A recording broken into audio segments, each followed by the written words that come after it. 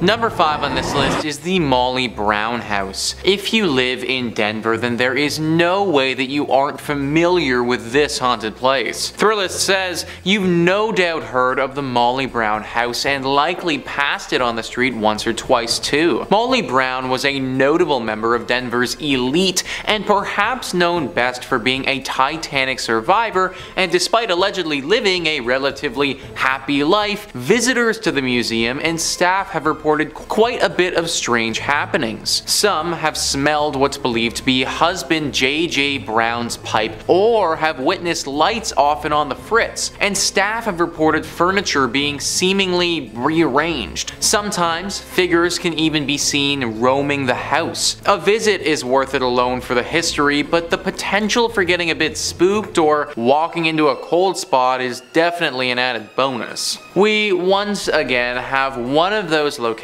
where no one has any idea why it's haunted. It just is. Maybe it's the connection to the Titanic that has got this place acting funky. Obviously, that was a very unnatural occurrence and took the lives of tons of people in a very sad way. So I could believe that the Titanic and the survivor of the Titanic plays some role into why this place is haunted the way that it is. Good news is that this isn't the worst haunting that you can run into. Like, yes, you will get a little scared for sure. You might smell something funny, or have a ghost pull something on you, or even maybe have small valuables go missing. But ultimately, you probably shouldn't be dragged to the underworld here by some shadow demon or anything like that. So I guess if you were to visit any place on this list, then this one wouldn't be the worst. Just be prepared for what's coming, because if you aren't, then it could leave you with some serious mental trauma. Number 4 on this list is Phantom Canyon Road. You need to be very careful on this road because there is a good chance you could suffer a serious crash if you aren't. Thrillist says a haunted road is one thing, but a haunted road in Colorado means you're likely on the edge of a mountain and at some serious elevation. Phantom Canyon Road is a detour off the Gold Belt Tour byway connecting Cripple Creek and Florence, and was originally the railroad for that route. As you drive along, you can clearly see the ghost towns of Wilbur, Adelaide, and Glenbrook, and legend has it that the reason for Phantom Canyon's name is credited to sightings of a man wearing a prison uniform walking along the tracks in the 1890s. The man supposedly had been executed at the Colorado State Penitentiary a few days earlier. So yeah guys, you better have your wits about you, because if you don't, this ghost might come out and startle the crap out of you, and then the next thing you know, you're gonna be face deep into a tree somewhere. It also just adds to the horror ambiance that you're driving past several ghost towns along the way. Like, of course, they just had to be on the side of the road as you're also getting stalked by this ghost prisoner. No one really knows what this prisoner wants with you, but let's face it, I can't imagine it's good. My dude was executed back in the day, so for one, what he did was probably pretty bad to warrant a punishment like that, and then secondly, he literally got executed, and I can only guess that his ghost probably isn't too pleased about that. Y'all need to be especially careful if you're driving down this road, because at any point this guy could pop out. Number 3 on this list is Central City Masonic Cemetery. Of course we had to have a cemetery on this list. No haunted place list would be complete without at least one of them. Thrillist says, founded as a mining town in the late 1800s, Central City is now known as a destination for those looking to head to the hills for a gambling fix in the casinos that now dot the area. But one thing hasn't changed. The woman in black who twice a year appears in this hilltop cemetery above the town. Known as the Columbine Lady, she comes to visit the grave of John Cameron, a prominent former resident of Central City who died in 1884. Some believe she is his fiancé, appearing to leave flowers for her lost love on November 1st, the anniversary of Cameron's death, and April 5th, a date for which the significance remains a mystery, much like the woman herself. This place is safe to go to if, of course, you do not go during these times. She's been coming for a long time, and anyone who tried to interfere with her has had had to pay the price. Now, people kind of suspect that she was in a relationship with John Cameron, but there's also another theory. Many people think that John actually wronged her in his life, and that this woman in black comes twice a year to double check that John is still dead and hasn't come back to life by some means. Pretty scary tale for sure, one that you probably don't want to get involved with. Number 2 on this list is the Broadmoor. Located in Colorado Springs, this hotel would be freaking awesome if it wasn't so haunted. Thrillist says this sprawling 5-star hotel has a lot to offer for anyone seeking a relaxing and indulgent getaway. But along with the golf course, spa, and nearby zoo, there's one feature you won't find in any brochure. Staff and guests alike have reported the presence of a woman, often in the penthouse where Julia Penrose, co-founder of the property, once lived. While not confirmed, Penrose's death is said to have been surrounded by a strange occurrence in which she went missing and was later found, confused and shaking in the woods nearby with no memory of how she got there. She passed away a week later, and perhaps her spirit remains, watching over the property and seeking answers about her own mysterious death. Now I am wondering, man, how did Penrose die? Like, this whole story feels like a movie or something like that. I truly think somebody needs to get in here and investigate what the heck happened here. Because, like, should we be scared of the region because this is gonna happen again? Was Julia doing something specific before she disappeared, and should we avoid doing that thing? There are just so many questions that need to be answered here, and sadly I can't do it from the comfort of Toronto. That being said, I'm also not trying to end up like Julia, and therefore will be leaving this job to somebody far more qualified. And finally, number 1 on this list is the Highlands Ranch Mansion. A truly picturesque mansion, one that's been standing for over 100 years and one that's home to a ghostly spirit. Thrillist says this sprawling stone mansion, built in 1891, is often rented for weddings and events due to its impressive structural beauty and picturesque prairie views. But it's also a historic property and somewhat of a museum of the times, with a bit of paranormal activity sprinkled in. The ghost of Julia Kistler, daughter of F. Kistler, who bought the property in 1926, is said to haunt the home, with visitors and staff alike reporting hearing a woman's sobs, seeing a silhouette figure moving about when the mansion was otherwise vacant, and lights sporadically turning on and off. I don't know about you guys, but during my wedding ceremony, I want to hear beautiful sounding music, not the sobs of some ghost woman thing. Apparently she's crying all the time, and this woman's emotions are not something to play with. There's a story where once several children were playing around here. There was a wedding ceremony scheduled here for later that day, and the children were off doing what kids do before the proceedings got underway. They ran into this ghost crying, and then they started to make fun of her. They were rude and definitely unkind, but they also didn't deserve what she did next. It's said that in a fit of rage, she flew inside their bodies and possessed each and every one of them for a short time, showing them things that were truly terrifying. Things that have ultimately changed those boys' lives and altered their mentality forever. Any ghost that's capable of doing something like that, that's one that I don't want to be around. Number 5 on this list is Villa Paula. This haunted place is located in Miami and has quite the interesting guest in the backyard. Thrillist says this stately white mansion was originally constructed as the Cuban consulate in the mid-1920s, home to Consul Domingo Millard and his wife, Paula. The Cuban-born Paula was known to spend her days playing piano and drinking Cuban coffee until she died from complications from a leg amputation in 1932. Legend has it that Domingo interred his late wife in a sarcophagus laid in the backyard. The sarcophagus is still there now, covered by ficus tree roots and nearly impossible to reach. Whether or not it actually contains her mortal remains is debatable at best, but reports of her ghost persist. It's said her ghost is in different rooms there, says History Miami's Dr. Paul George. People who've lived at Villa Paula since have had existential kinds of experiences. Among them,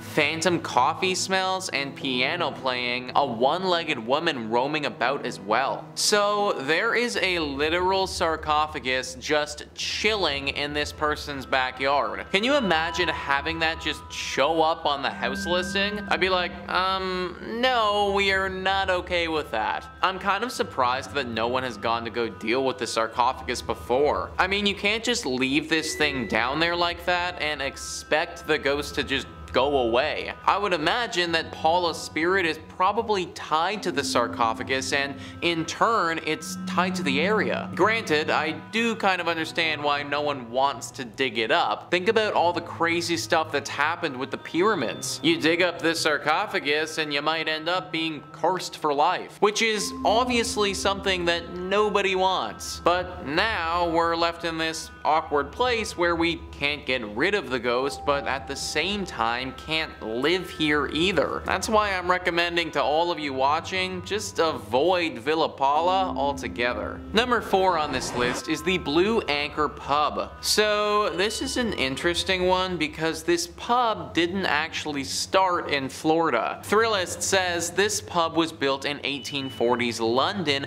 during Jack the Ripper times, so it should be no surprise that it's haunted. The story goes that the bar was raised in London, but its wooden interiors were sent to New York City and then onto this sleepy Florida town in 1996. Little did anyone know that the pub's original elements came with the ghost of Bertha Starkley, a cheating wife who was murdered by her husband. Today, she can be heard rattling pots, knocking things over, and wailing in the middle of the night at the Blue Anchor. Every night around 10 p.m., the time that she was murdered, Bertha likes to remind everyone she's still here, so the current owners ring the ship's bell to scare her away. So, first thing, I've never actually heard of that before, where they take a building from one continent and then just decide to move it over to another continent. This bar must look pretty cool on the inside to go to all that trouble though. Obviously, this was a bit of a mistake and everyone would have been better served if we relocated this thing straight to the dump. Bertha doesn't care if it's in London or America or anywhere. As long as the structure of this pub is still intact,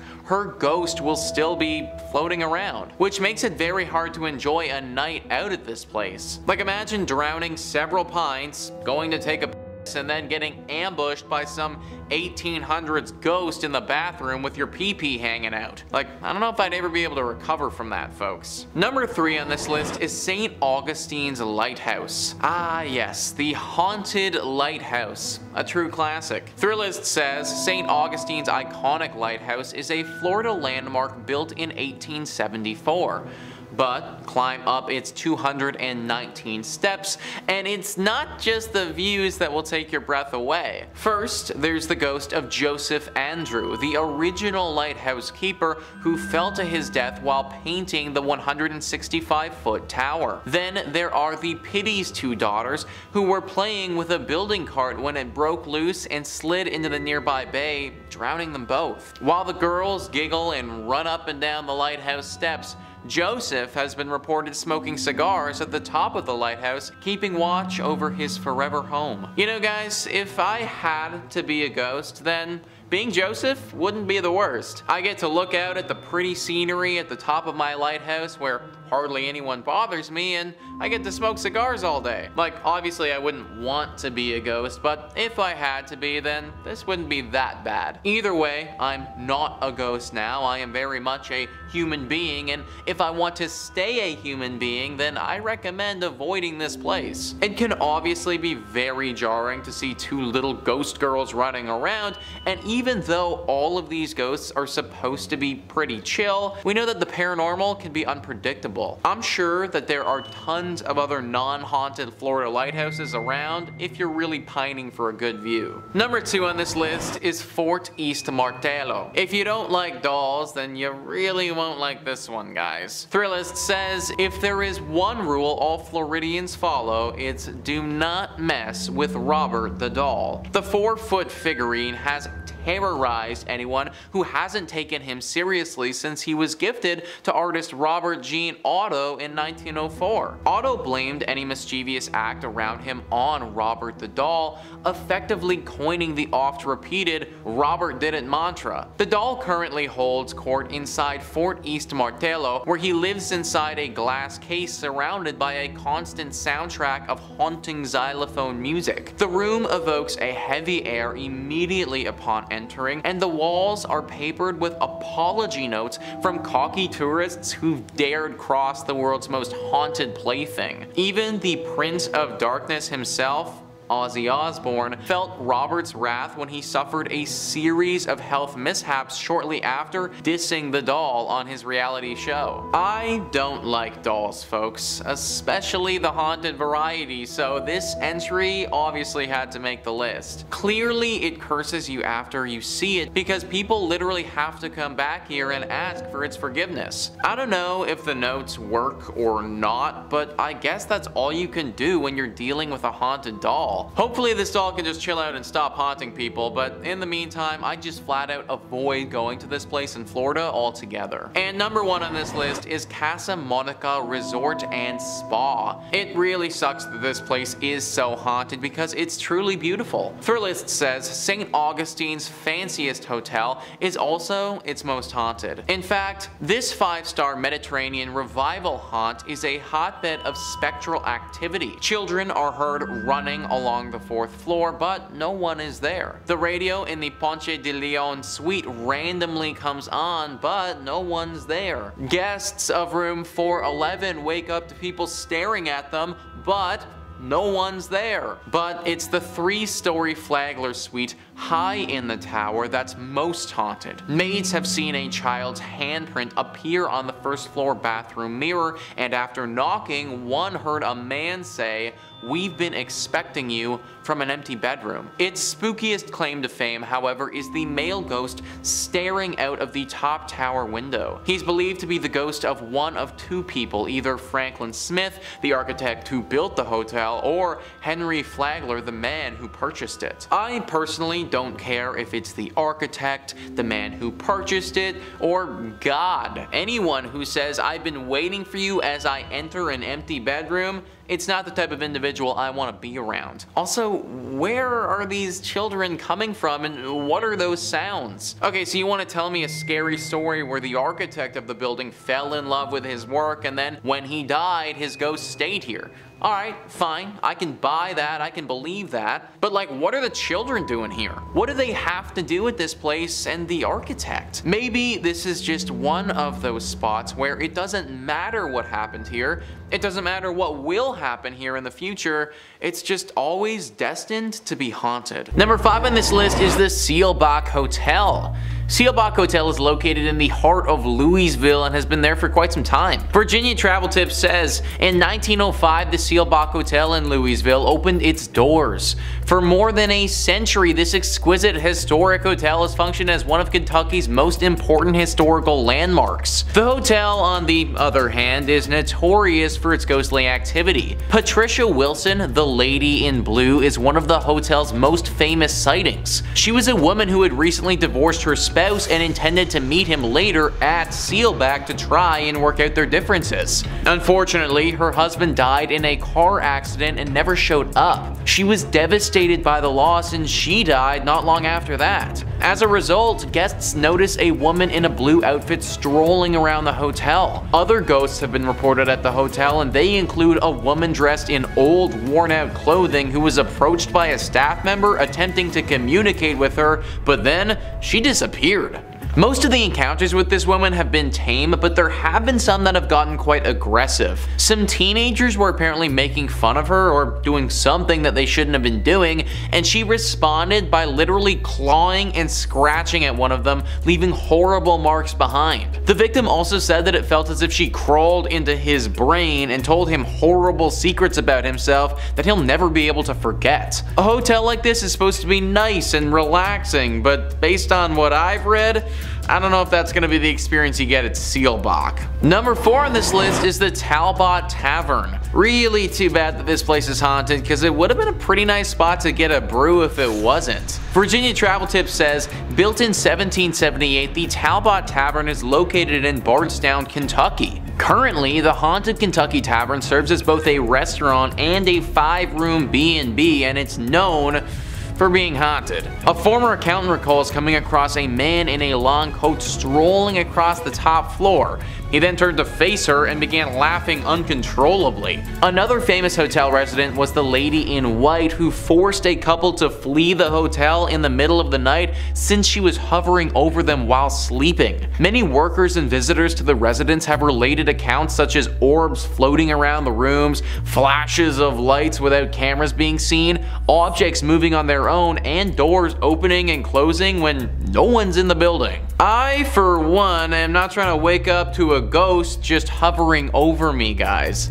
Honestly, it might give me a heart attack and, well, I'd never wake up again. This place is weird because no one really knows why it's as haunted as it is, but there's no doubt that it's teeming with paranormal energy. Pick a different place to go get a drink if you're in Kentucky. Number 3 on this list is the Kentucky State Penitentiary. We always got to include the creepy jail in one of these lists, guys, and this is Kentucky's. Virginia Travel Tips says, the Kentucky State Penitentiary is situated near the Tennessee border on a sharp bend in the Cumberland River. In the 1800s, a maximum security jail was built there. It is a gorgeous place from afar, but up close, it is a death and ghost machine, according to a local author and paranormal investigator. Thousands of men have been executed in the prison's electric chair, known as Old Sparky. During his death row cell inspections in the late 1980s, a guard had a terrible incident where no one stayed.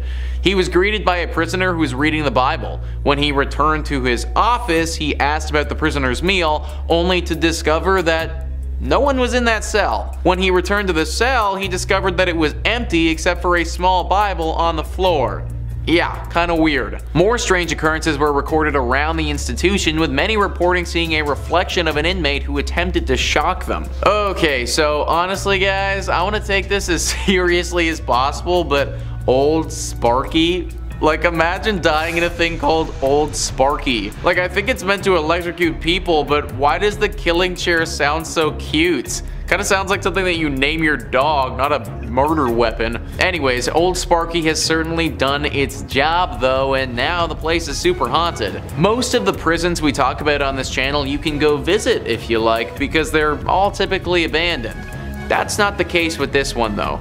The Kentucky State Penitentiary is still fully operational and has tons of prisoners in it. Not only do these people have to chill in jail, but it just so happens that their jail is also haunted. Number 2 on this list is Mammoth Cave. So we actually spoke about Mammoth Cave on this channel before in our series about top 5 terrifying caves where evil awaits, so if that interests you, then go check it out. It made that list because it was super haunted, and naturally it has to make this one as well. It is, as you'd expect, located in Kentucky. It is the biggest cave in the state by far, which is why it's named Mammoth Cave. Most of the cave has been unexplored, which is kind of nuts considering we've already seen about 400 miles of it up until this point. This has been an area of interest to people for thousands of years.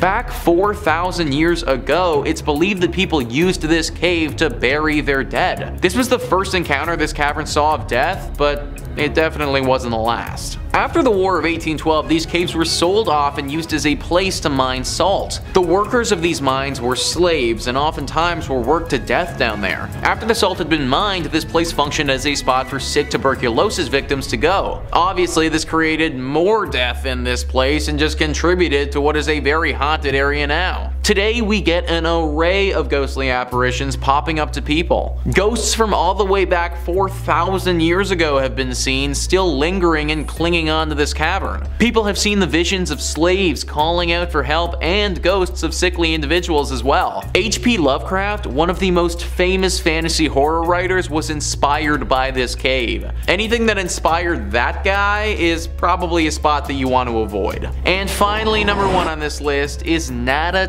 tunnel. What is it about tunnels that's just so creepy? It feels like there are a few locations in the world that seem to attract paranormal activity, and tunnels are definitely right up there. Virginia Travel Tips says, Nada Tunnel, also known as the Gateway to Red River Gorge, is located in Powell County, Kentucky. Works of a one-lane tunnel on a two-way road began in 1910 and concluded in 1911. Drills and dynamite were used to rip through the limestone rock during construction, and one worker died while attempting to dissolve a stick of frozen dynamite by placing it next to the fire, which, resulted in the dynamite exploding. As a result, the man's spirit is claimed to haunt the Kentucky Tunnel. Others allege that the location is haunted as a result of a climber who died in this region. These incidents are linked to the mythology of a green orb appearing in front of the tunnel. If you plan to enter the tunnel, keep in mind that it only fits one automobile at a time, therefore check for other car headlights before proceeding. This is one of the coolest haunted places in Kentucky for the sake of it being engulfed in nature. So it may look really cool, but the haunted nature of this spot makes me think that it should be avoided. Man, imagine literally getting blown up by a stick of dynamite. Like, that might actually be the worst. Granted, my dude did stick the dynamite literally right next to a fire, so I feel like he might have brought this one on himself a little bit. I'm not really sure how the climber would have died in this tunnel, but you gotta imagine that he screwed up if he was climbing in a tunnel. Either way, the spot is definitely riddled with these spirits, and they manifest themselves as this glowing green orb. Now, there haven't been too many reports of this thing being super dangerous, but it is definitely creepy to say the least. Locals don't really travel down this pathway for fear of the orb and what it could potentially do to them. Also, on a total side note, I just want to bring up the fact that this is a one-way tunnel on a two-lane road. Like, how dangerous is that, guys? What if it's foggy or something and I can't see all the way down the tunnel to the other car? That is literally the dumbest road design I have ever heard of. Maybe the legend was just created by the locals because they know how dangerous this freaking tunnel is. Regardless of what it is, I recommend staying away. Number 5 on this list is the Zach Bagans Haunted Museum. Most haunted museums, or anything like that, are all kind of phony and corny. This one though, this isn't for the faint of heart. Thrillist says, when Zach Bagans opened the Haunted Museum in Las Vegas, he did his homework and picked the creepiest place possible. The attraction is inside an old Victorian home that dates back to 1938. It was owned by a family haunted by a child who died due to surgical complications. Later, when the home was vacant, intruders broke in and held satanic rituals in the basement. Adult actress Jenna Jameson actually grew up in the house and swears the stories are true, but doesn't like to talk about it too much. Today, you can take a guided tour of the Haunted Museum, frequently used as a filming location for Bagans' ghost adventures on the Travel Channel and Discovery Plus. The museum packs a lot into one visit with more than 30 rooms. Things start off relatively tame with a look at spooky artifacts and a gambling parlor and a closet full of creepy dolls. But the pace picks up with exhibits dedicated to notorious serial killers, an up-close look at a Volkswagen van used as a death machine by Jack Kevorkian, and a haunted hallway of killer clowns. It's best not to give away too many spoilers, but at one point you'll face an item described as the most haunted object in the whole world. You will even get to explore the basement at some point, which many people believe to still be extremely haunted. You gotta wonder why the heck so many horrible things happened here. Haunted child, satanic rituals, other questionable things that have probably not been leaked to the public. I guess it makes sense to have a haunted museum here, but obviously bringing in all of these other haunted items has just further promoted paranormal energy, and now this is clearly a hotspot for spirits and ghosts alike. Only go to this museum if you can handle a good scare. Number 4 on this list is Rhyolite Ghost Town. This abandoned town is full of scary spirits, ghouls, and maybe a lot more. Thrillist says, take a short road trip out of Las Vegas and spend the afternoon exploring the ruins of Rhyolite, one of the most compelling ghost towns in the country. a hub of mining activity during the gold rush, the town was quickly abandoned when the boom went bust following the Panic of 1907. Wander around and you'll see the scattered remains of a bank, jail, and train depot. The landscape looks more like a nuclear war zone than a ghost town, but just as sinister and perhaps still home to the spirits who once lived there many years ago. We have talked a ton about ghost towns on this channel before. Something about ghost towns seems to attract spirits. Maybe like the sudden absence of people leaves a void that these spirits seem to want to fill. It also doesn't help the situation when you have people doing some very questionable things at these ghost towns. Considering they are totally abandoned and out of the way, ghost towns make for some pretty good places to have some covert meetings and deals go down. This one in Las Vegas, it's no different. Apparently a decent amount of criminal activity happens around here, with a lot of drug deals taking place here.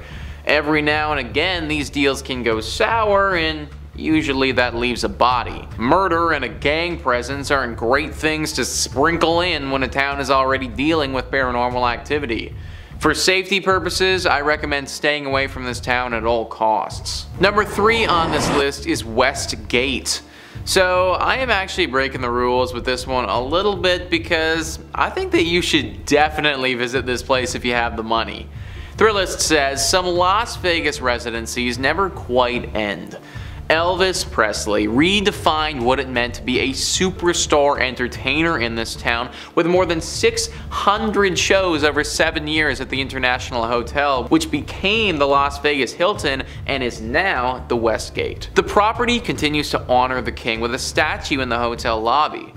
Although Elvis passed away in Memphis, some believe his soul remains in Vegas, with his ghost haunting the Westgate International Theater and a lavish rooftop villa the singer called home whenever he was in town. It's not cheap, but you can book the penthouse yourself.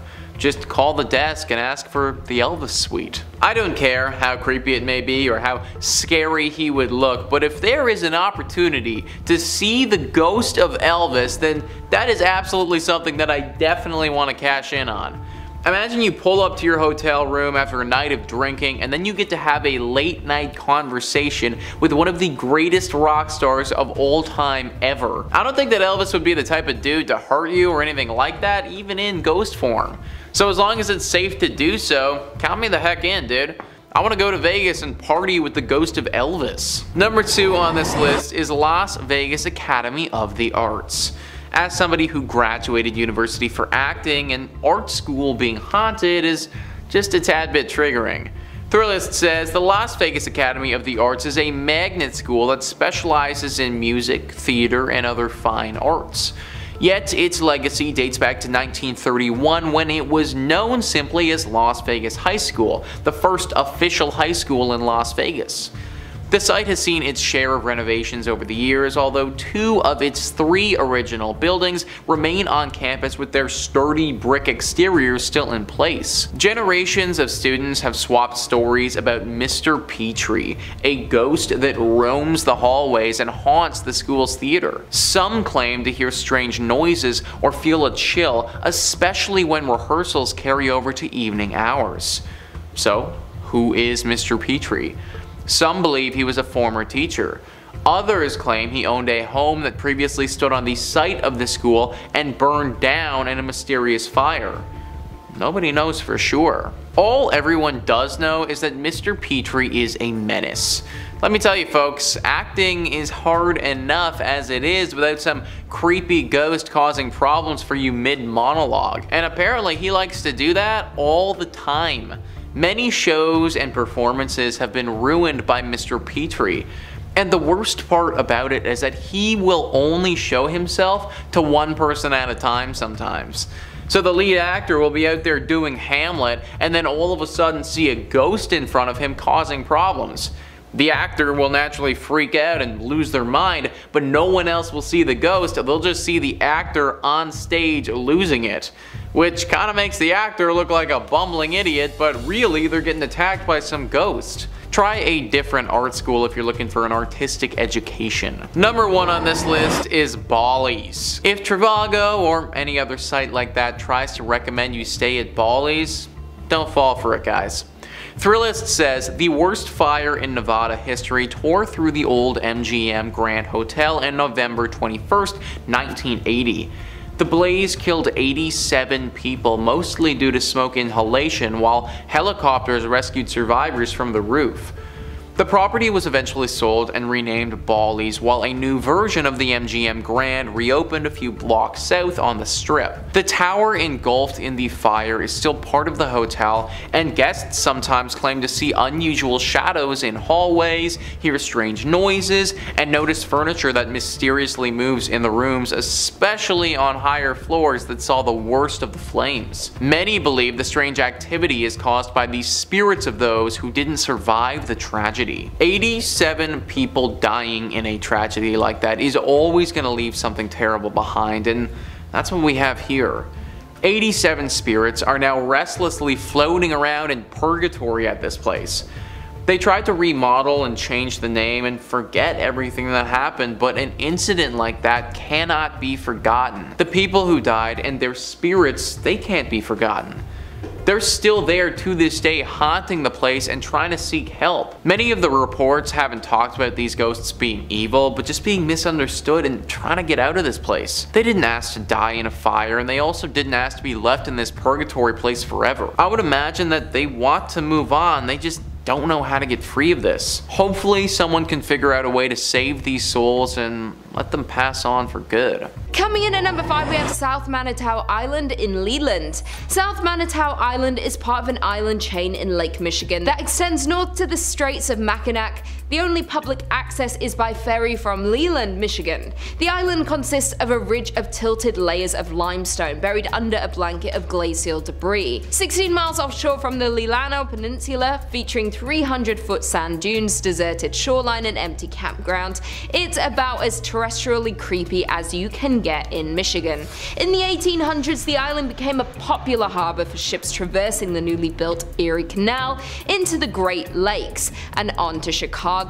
One local legend surrounds a ship full of passengers stricken with cholera stopped at South Manitou, where sailors buried their victims in a mass grave, some of them still alive at the time. Soon after this incident, the first appearance of ghosts and hauntings began. The mass grave is believed to be near the old cemetery just north of the Bay campground. This is also near where the old dock used to be located. Additionally, the passage between mainland Michigan and Manitou is one of the deadliest sections of Lake Michigan. This is due to a sudden weather change, creating a navigational hazard, causing over 50 known shipwrecks. Traffic was quite busy here during the late 1800s, and there were frequent accidents where ships would literally run into each other. Off the coast of the island lies the shipwreck of the SS Francisco Morazan, where rumors say a young island boy died after trying to explore on his own.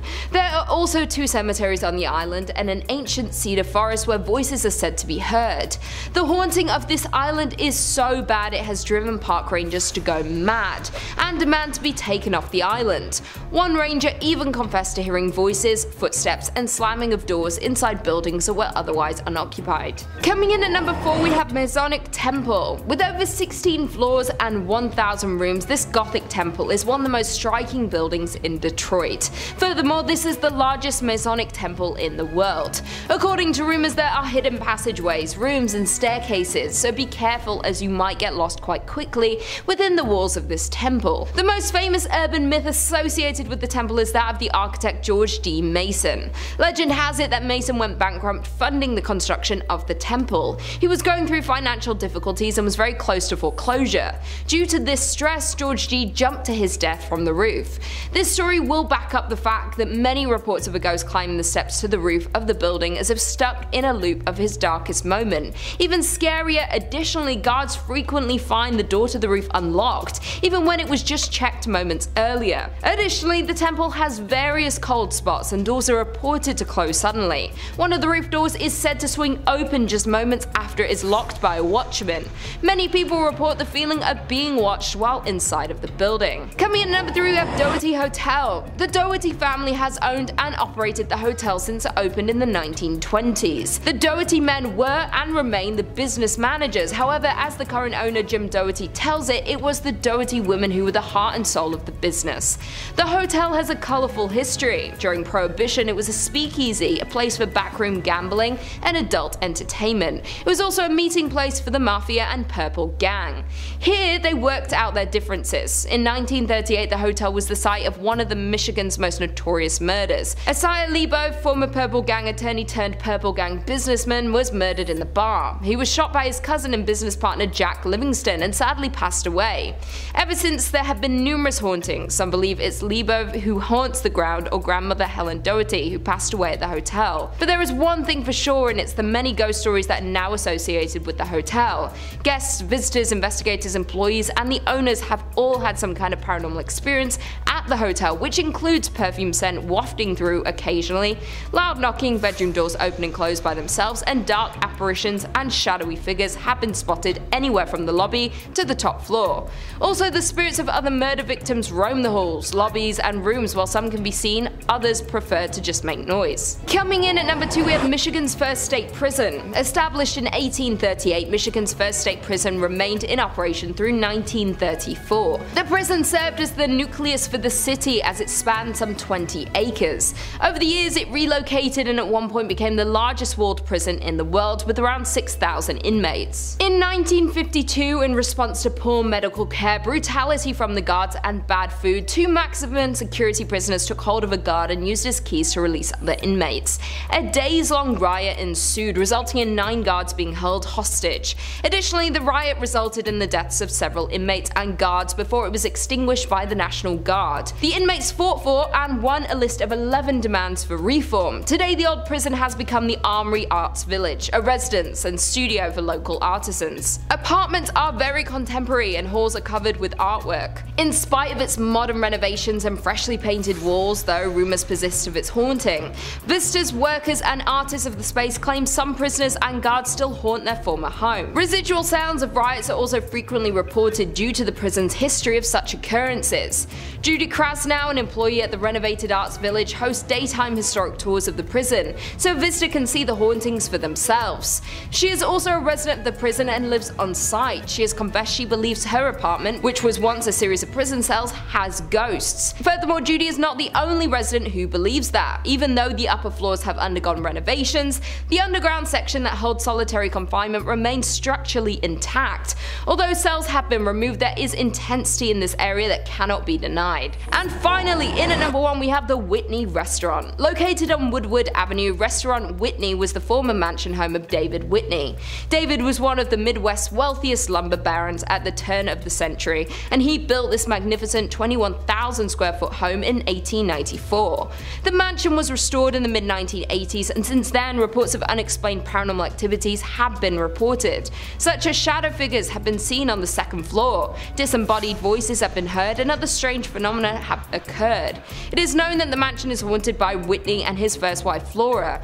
Flora always wanted to live in a mansion but died before the home was finished, leaving Whitney to raise their 4 children. A year after Flora's death, Whitney married her sister Sarah, leaving Flora's ghost to forever live in distress. The paranormal activity within the restaurant is not for the faint-hearted, as there have been reports of the elevator travelling between floors on its own with no one inside to operate it. Furthermore, ghosts have been witnessed on the upper floors, with one staff member seeing an older man looking out the window. The staff member approached the man asking him to leave, and right before the staff's eyes, the man vanishes into the floor. Other reports include noises that sound like silverware and kitchenware being handled and or stacked in table settings keep getting moved around by some unseen presence.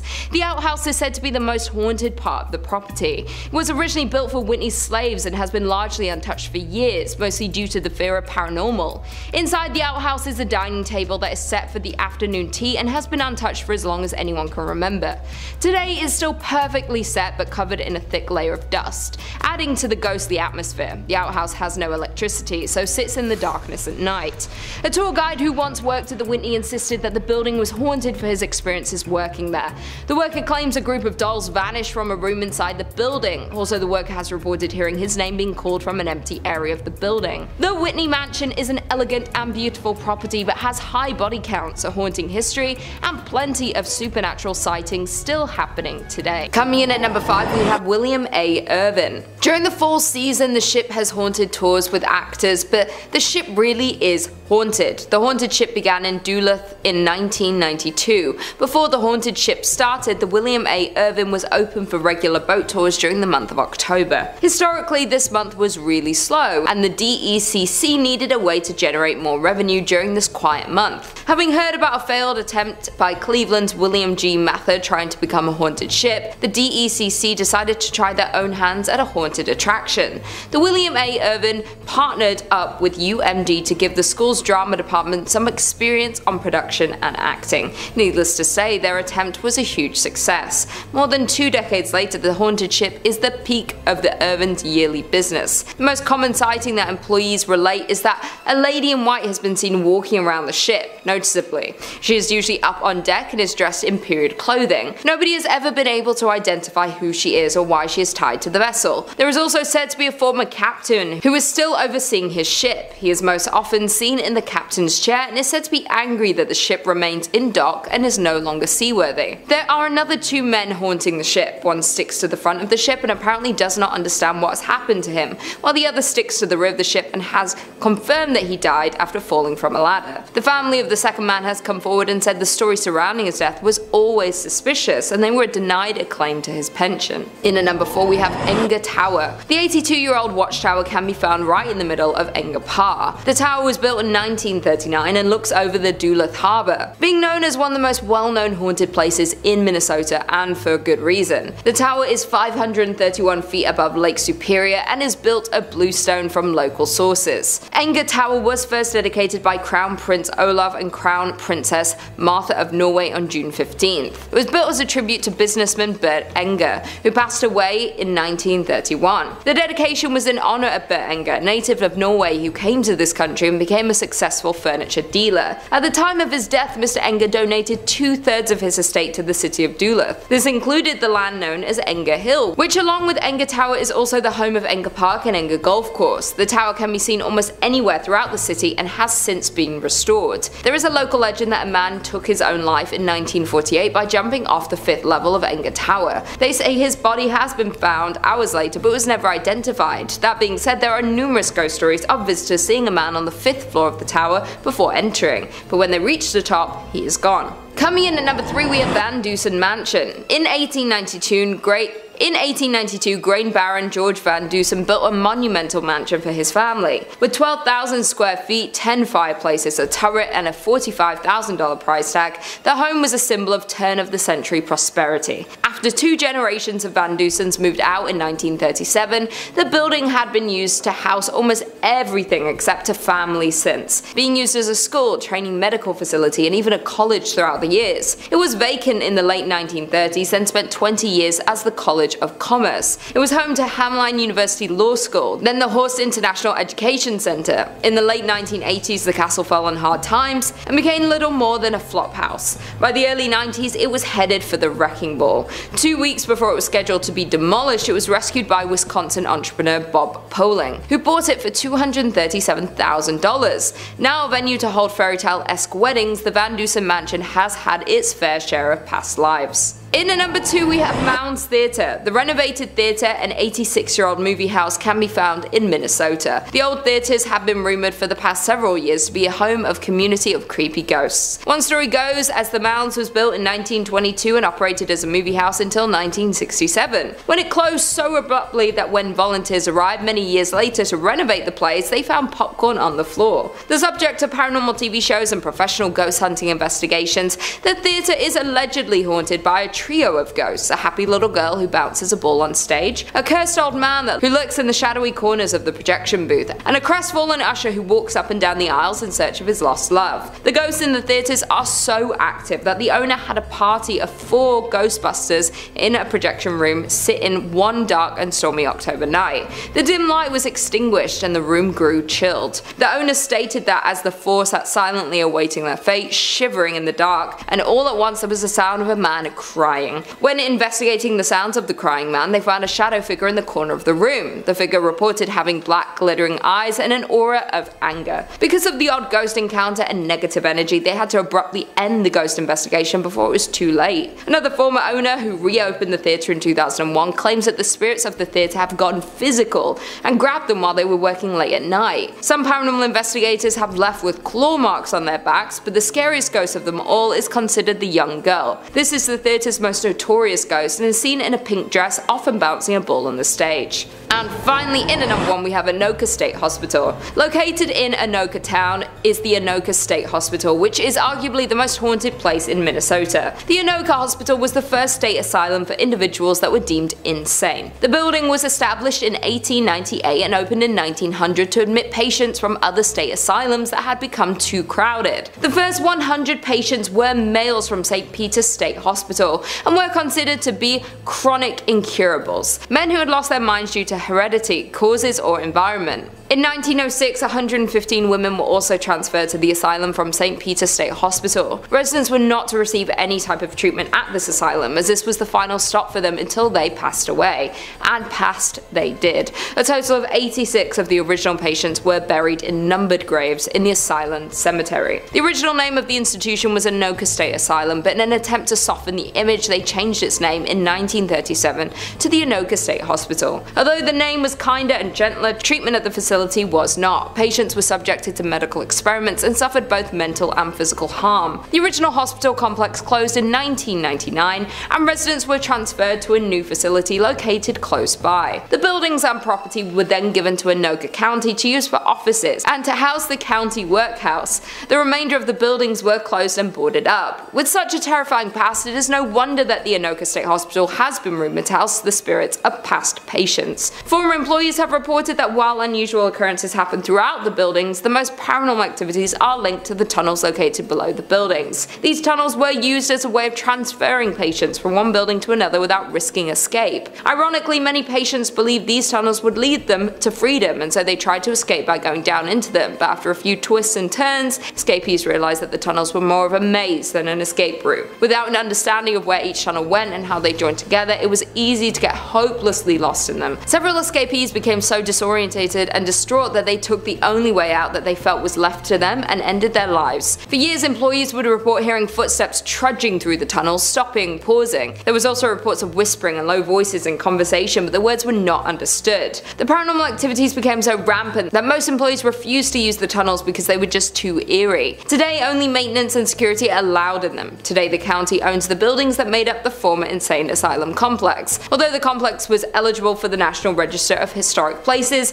it appears that time has passed. The current buildings are in a state of extreme disrepair. Kicking off the list at number 5, the Mission of San Miguel, 1610. The birthplace and historic site, the original San Miguel Church was most likely built shortly after the founding of Santa Fe in 1610 and is claimed to have been the first ever church built in America. Churches are already creaky and creepy, then this is the oldest one in the States?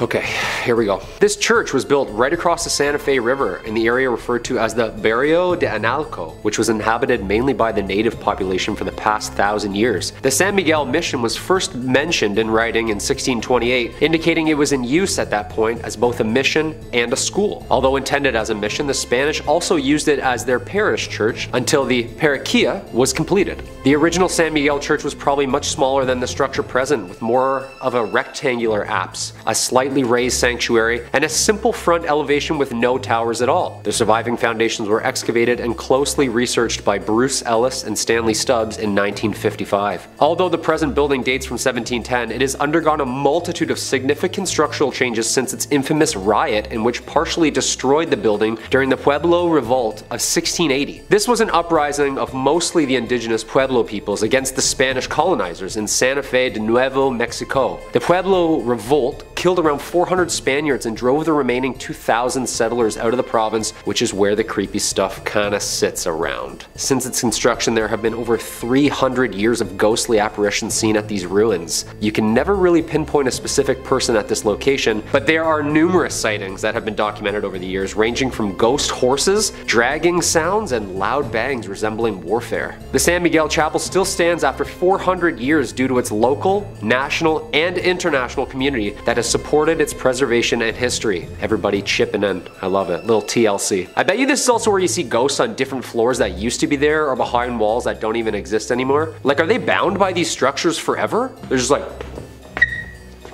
No. Forever? Number 4. La Posada Hotel, 1882. Located at 330 East Palace Avenue in Santa Fe, New Mexico, La Posada Hotel is more than 100 years old, finishing construction in 1884. A lively and prominent spot for celebrities in town during the 1900s, it was originally built to be the home of Mr. Abraham and Mrs. Julia Stabb.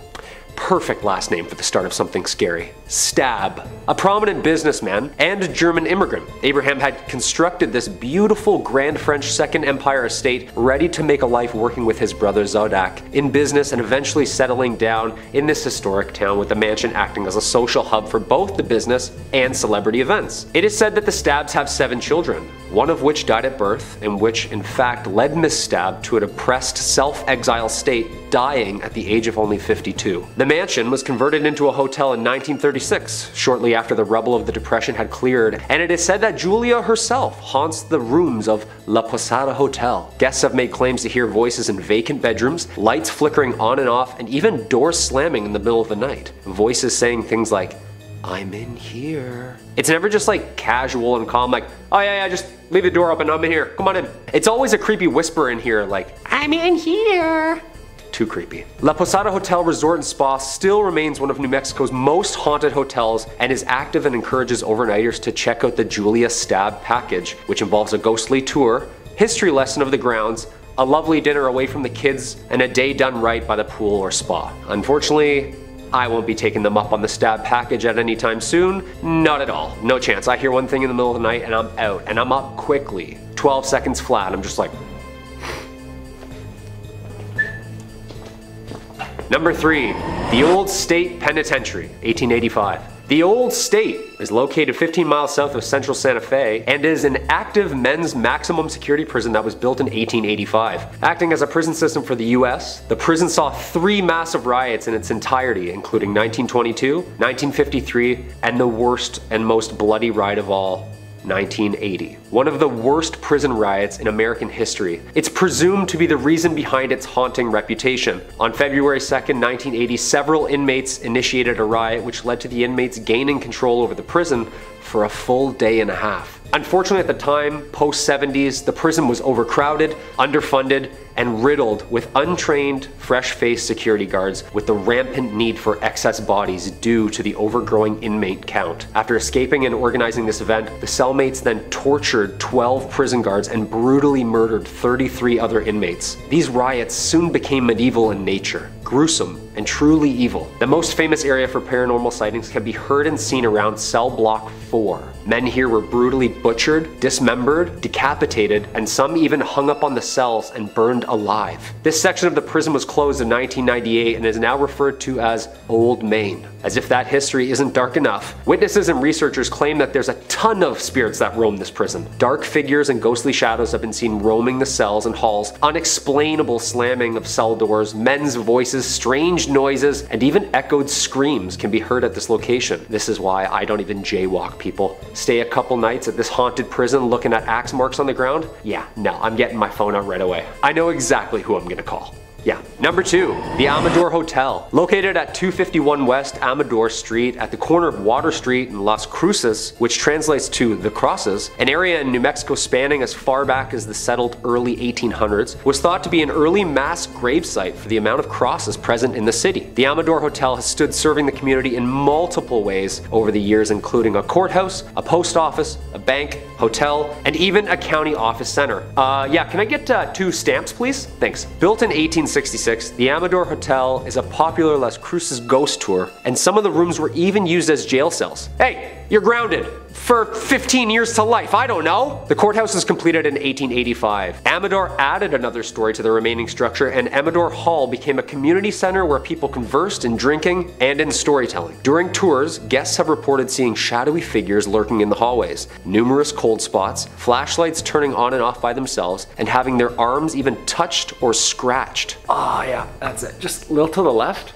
That's perfect. Some even say it's the work of a little ghost girl named Annie, who frequently visits the room on the second floor, giggling. Like, giggling is great and all until like a 200-year-old spirit giggles right in your face. Like, what is still funny? This is terrifying. Joke must have been that good. Little ghost girls? Yeah, that's the scariest ghosts imaginable. 100%. The Amador Hotel ghost tour starts at 8 p.m. and during a visit through the tour of the grounds, history and ghost hunting begins. I'm a strict matinee ghost hunter myself, only during the day, or never. Or like around brunch, that's like perfect, nice and sunny. And coming in at number 1, Double Eagle Restaurant. If you're heading down to Mesilla, New Mexico this weekend and enjoy burgers and ghost stories, well, then the Double Eagle Restaurant is a must stop for you. Known not only for the world's largest green pepper chili burger, this blast from the past decorated head to toe in its luxurious upscale Victorian decor is now the home to 2 prominent and active restaurants, the Double Eagle and Pepper's Cafe. Alright, here we go, let's dive in. Possibly the world's most haunted restaurants, originally owned by the Mays family, owning one of the leading and most lucrative import-export businesses in Santa Fe, was Senor and Senora Mays. Senora Mays expected only the best for her eldest son, Armando. Mothers and their sons, right? Always imaginarily wiping something off their faces. Come here, come, just, there's more. There is grim history here, involving 2 forbidden star-crossed lovers and a pair of sewing scissors. Thank you. The Double Eagle Restaurant is not only home for great food, beautifully handcrafted cocktails, but also home to a double homicide gruesome murder, in which these victims' souls would seem to be trapped within these walls forever. Armando, son and heir to his parents' business, falling head over heels in love with the family's household servant named Enos. Although Enos reciprocated such feelings about Armando, their relationship had to remain a secret due to Armando's mother's strict ordinance and the difference in the teenager's social and political positions. When Senora Mays discovered this relationship, she demanded that it end at once and banished Enos from her home indefinitely. It is said that one day Senora Mays came home, and unexpectedly interrupting the lovers, mid-swoon, entranced by their love as she grabbed her sewing scissors from the basket on the patio and attacked Enos, stabbing and killing her. As she prepared to strike again, Armando, her son, threw his body in front of Enos and was stabbed instead. Yeah, that's some Romeo and Juliet stuff there, people. The murders were held in the famous Carlotta Salon Room, which can be visited at any time. A heavily requested stop where spooky-goers can see a newspaper article titled Young Lover Ghosts on display, as well as an array of pictures taken of the young ghost lovers together over the years. That's terrifying! Here's the room, here's what happened, here's some proof. That's all I need to know. I've made my mind up. For never was a story of more woe than this of Enos and her Armando. And I tried to end on somewhat of a happy note. Love lasts forever, and that's what I'm taking from this. Coming in at number 5, we have Hotel Park Central. Located on Central Avenue in Albuquerque, you'll find Hotel Park Central. The original building was constructed in 1924 and served as a hospital. It was then purchased in the 1980s and transformed into a mental health hospital. However, in 2010, a major renovation occurred with a $21 million investment, and it became the luxury hotel that we know today. The hauntings in this building date back to the time it served as a hospital. Patients would report seeing apparitions, hearing voices, seeing objects move, and feeling the presence of other beings when nobody was there. As well, when it was a mental hospital, it was known by patients and workers that on the top floor on the right wing, there is a ghost of a woman that likes to watch people in the hallways. Patients also reported having their bedsheets pulled off them in the middle of the night. Patients were not the only ones to experience things that couldn't be explained though. Staff of the hospital did too.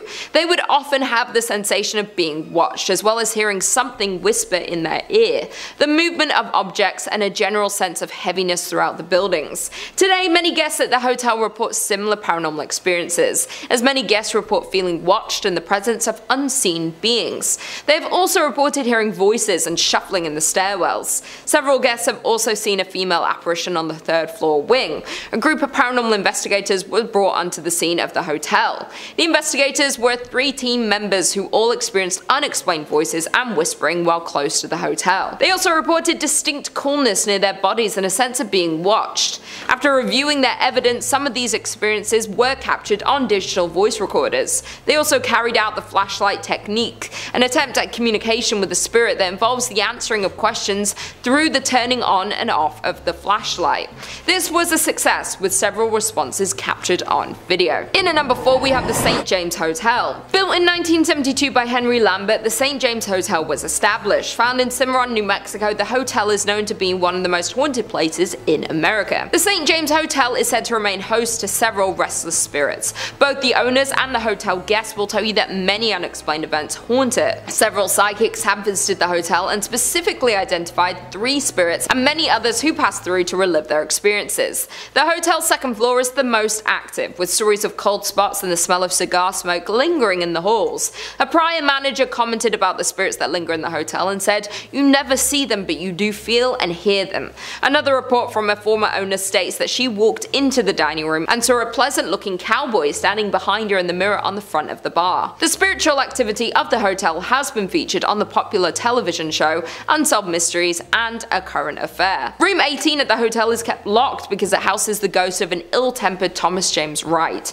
who lost his life at his door just after winning the rights to the hotel in a poker game. Having been injured from behind, Wright continued into the room and slowly met the end of his life. Because of the tragic accident that happened in room 18, it is known as one of the scariest and most haunted rooms. This can be seen with one former owner who said she was pushed down while in the room, and on another occasion saw a ball of angry orange light floating in the upper corner. The staff considers the room to be the most haunted, and people are rarely allowed to enter this room, much less sleep in it. Rumours abound that when the room was rented, several mysterious deaths occurred there. Other unknown entities are also said to roam the hotel, creating a host of paranormal activities. Staff report that items constantly fall off walls and shelves, and electrical equipment at the front desk behaves unpredictably.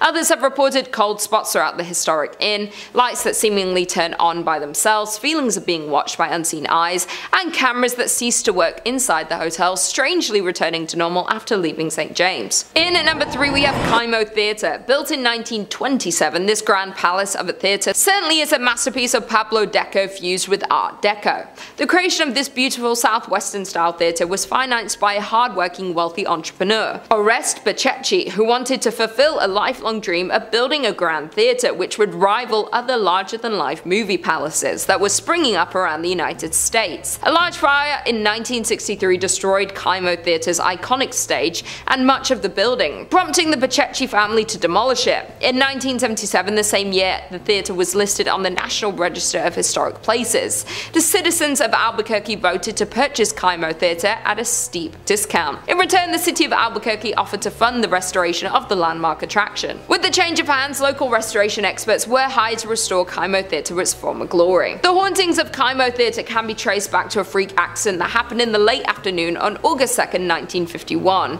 Back then, hundreds of moviegoers were in Kaimo Theatre to catch the latest films. Without warning, a water heater located in the theatre's lobby exploded, sending scalding hot steam and plaster into the air. A total of 8 people were injured in the accident, including one person losing their life, Bobby Darnell. Since then, the theatre is said to be haunted by the ghost of Bobby. Performers and staff of Kaimo Theatre have all reported strange and unexplainable activities happening in the theatre. In particular, donuts placed backstage for performers would often go missing. To appease the spirit of Bobby, an altar was erected beneath the stairs to the dressing rooms. Toys, sweets and donuts would be placed before every major performance to ensure the success of each show. Those who didn't would face a disastrous performance. Kaimo Theatre's technical manager Dennis Potter recounted an incident in December 1986 when the donuts were removed by Andrew Shear, director of A Christmas Carol, just minutes before the first show. It did not take long before the disaster occurred. Electrical cables fell, lights exploded, doors on the set opened without warning, and performers had forgotten their lines. After the end of the disastrous show, the donuts were promptly replaced and the next show went off without a hiccup. However, an interview with Andrew contradicted the Potter's story, with the former claiming that the donuts were never removed or replaced. Apart from the unexplainable disruptions, staff working at Kaimo Theatre have also reported seeing the ghost of Bobby, dressed in a striped shirt and blue pants. The ghost of Bobby is often seen loitering on the lobby staircase looking for the next victim of his harmless shenanigans. In at number 2 we have La Fonda Hotel. Standing in Santa Fe, New Mexico, there is the historic La Fonda Hotel. Over the years the hotel was destroyed and rebuilt several times over. In 1821, when Captain William Becknell blazed the path of what would become known as the Santa Fe Trail, he stayed at a La Fonda where the trail terminated at the town central plaza. As more and more pioneers traveled the Santa Fe Trail, the La Fonda became a popular destination for trappers, traders, mountain men, soldiers, politicians, and the like.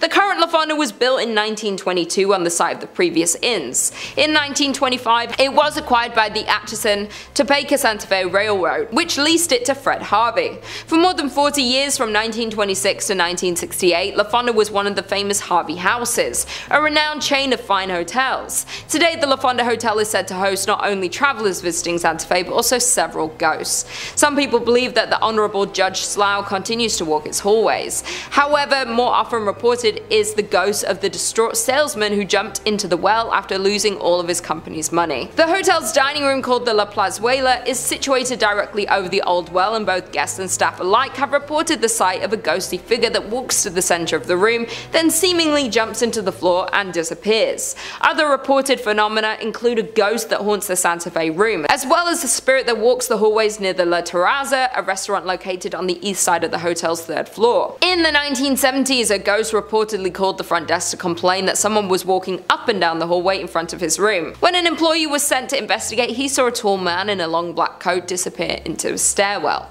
However, when he followed him to the stairs, there was no sign of the mysterious visitor. And finally, in at number 1 we have the Luna Mansion. The Luna Mansion in Los Lunas, New Mexico is known for one thing, and it's its ghost stories. Over the years, the Luna Mansion in Los Lunas has gained a reputation as being haunted. Guests and staff alike have shared stories of unexplained activity, which some chalk up to the paranormal. Over the years, the mansion changed hands several times before it was purchased and renovated as a fine dining establishment in the 1970s. It was then that the ghost of Josephina began to appear. Perhaps she didn't like the renovations, or maybe she just wants to stick around to make sure they were doing a good job on the home that she had spent so many years looking after. Dressed in 1920s period clothing, she had been described by employees as appearing very real. Most often she is seen in 2 former bedrooms on the second floor, an attic, storeroom, and at the top of the stairs leading to the second floor bar. At the top of the stairs sits an old rocking chair, which she has often been seen sitting in and rocking slowly. On one occasion, when an employee approached the ghost, she simply stood up and then slowly vanished. More often she is seen walking up and down the stairs, a habit that has been so commonplace that employees barely notice anymore. Where there's one spirit, others seem to follow, and more ghostly apparitions have been seen at the mansion. One of these is a former servant named Cruz, who was thought to have been a groundskeeper. Most often seen on the main level, he is said to be particularly friendly to women and children and likes to play practical jokes on the employees and patrons. On one occasion, he was seen sitting on a sofa as if waiting to be served. Dressed in vintage attire, the man was relaxing patiently when a waitress asked another staff member why he hadn't been served. However, the response was, "What man?" and when the waitress looked back to the sofa, the vintage spirit faded away.